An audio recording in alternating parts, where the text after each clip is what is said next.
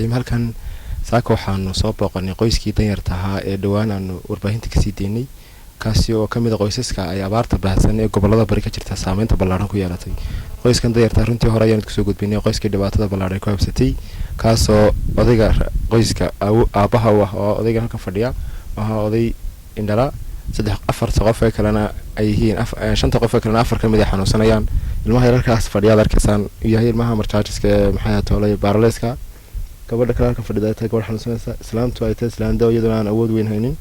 halina oo kaliya yar heerka dhan caadi ka maxay tahay xoolihii ay haysteen laba neef ayaa ka hadhisaan horeed ku soo gudbinay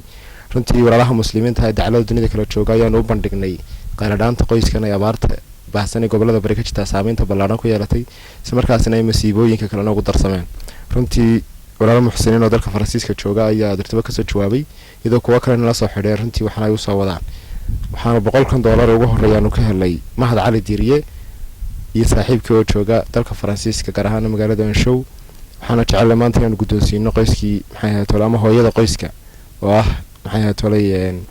oo hooyada qoyskan danyarta ah ee masiibada bini'aadanimo ee abaartu ay ugu weyn tahay ku habsatay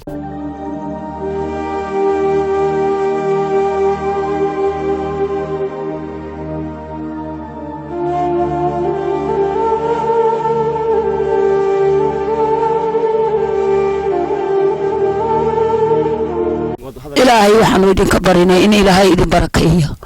تد يدويو